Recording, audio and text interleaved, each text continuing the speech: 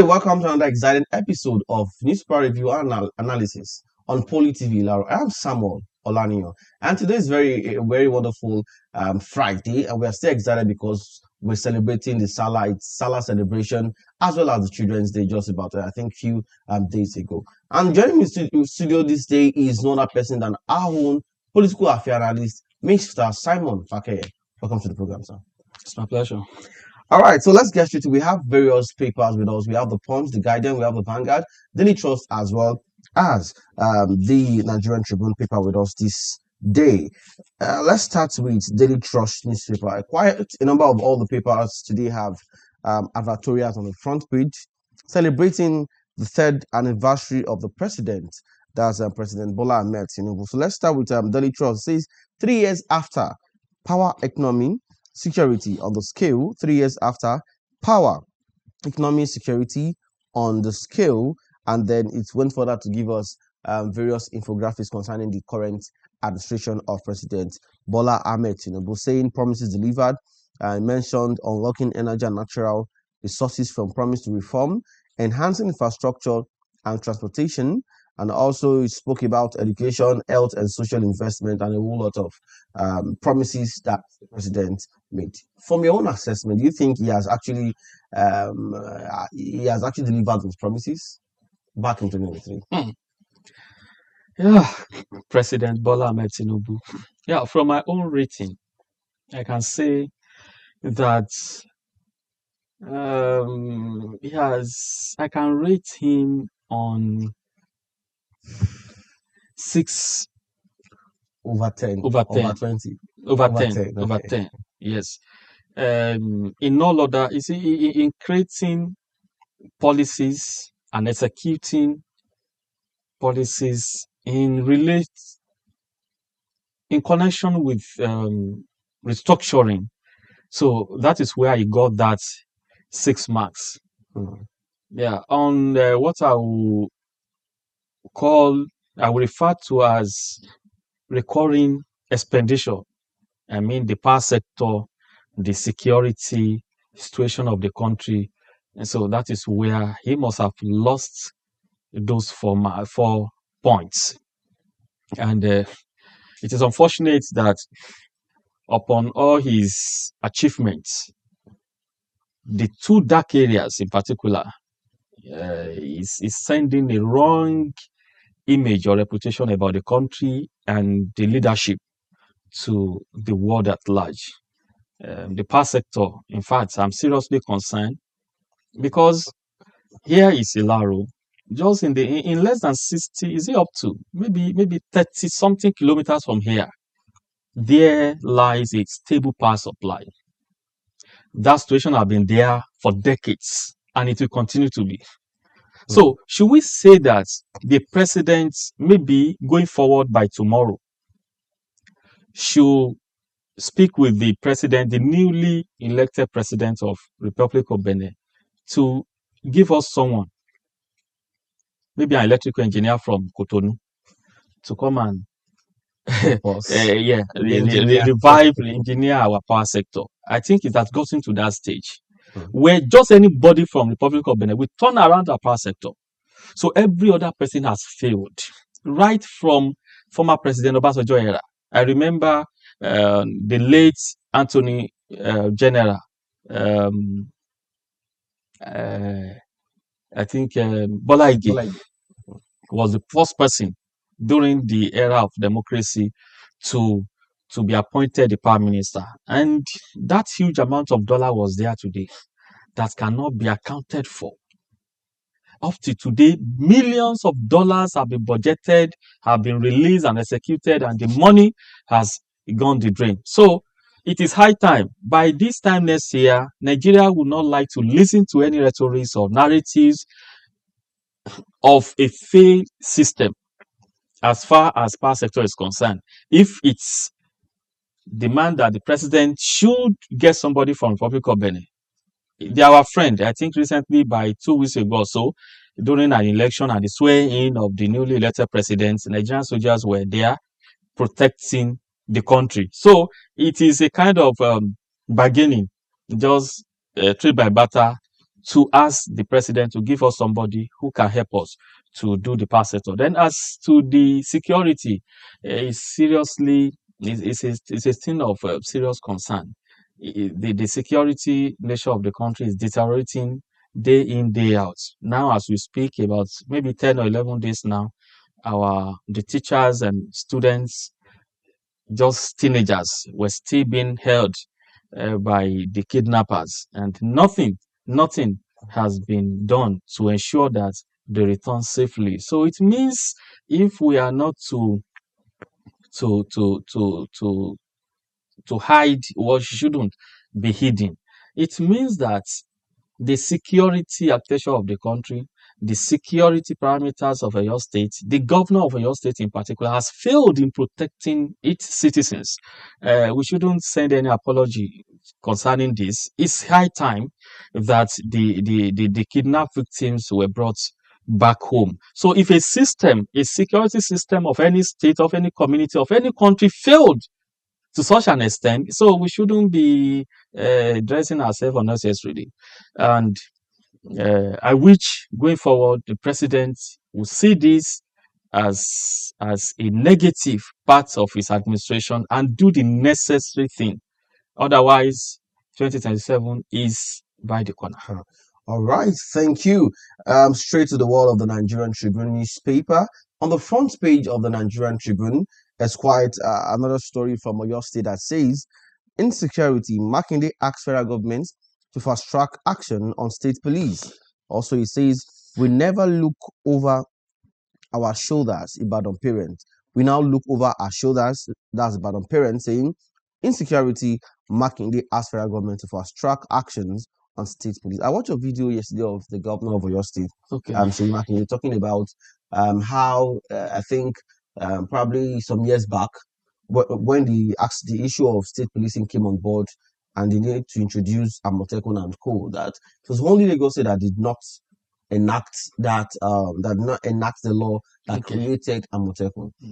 From your own perspective, he was probably trying to pinpoint at the president being the leader of the Lagos State political hierarchy and co. And he's saying that since you said you want state policing now, but you never wanted Amotekun. In your own perspective, do you think state policing might probably is it more like dualizing the rules of Amotekun and then state policing? What's the difference in that jurisdiction? Okay.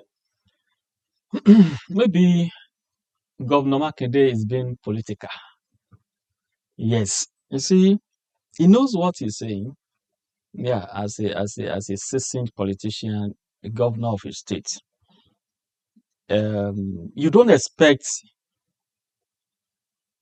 the president of Nigeria being a federal system, to approve of regional security outfit. No.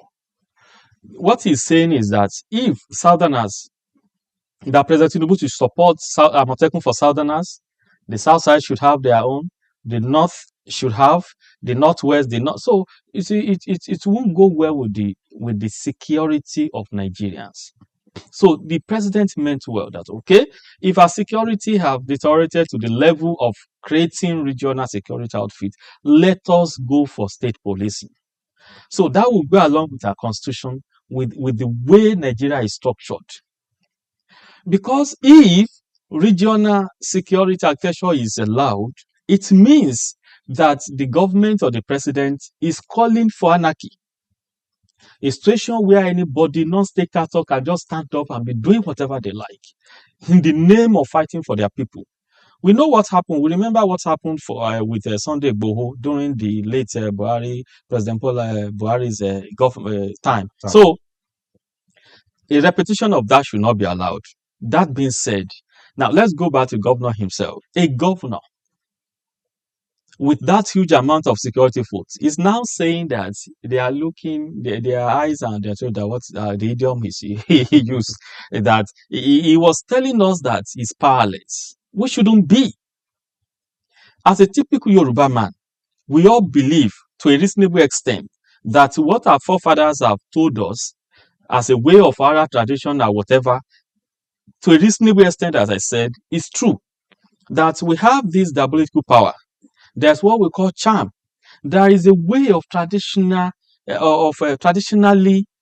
protecting the environment by our forefathers. There were wars before, and our forefathers won that war through traditional system of strategy. So it means that in the senses of Governor Seyi Makinde, he couldn't relate with that area.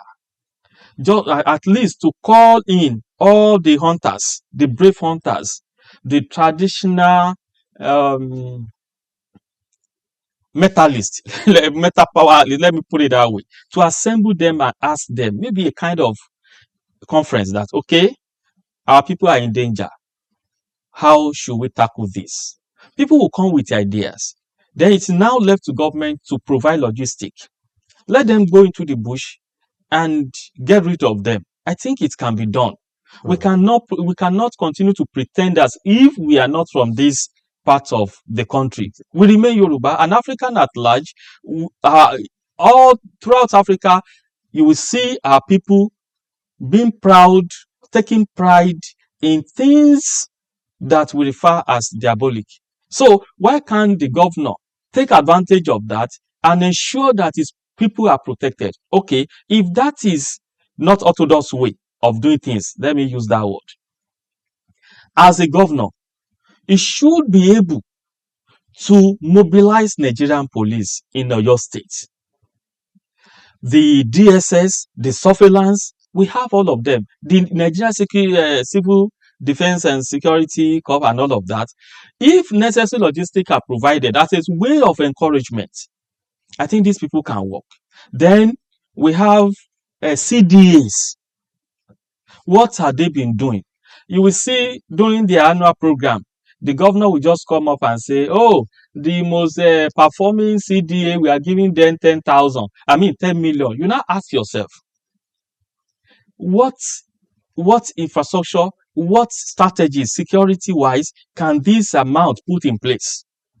So it means our governors are not serious enough to provide enough security. So going forward, I don't agree with Governor Makinde that he should, alongside other governors, wait on the president to approve of state police, because there is boundaries. There are boundaries as to the operation of Nigerian police and Nigerian soldiers.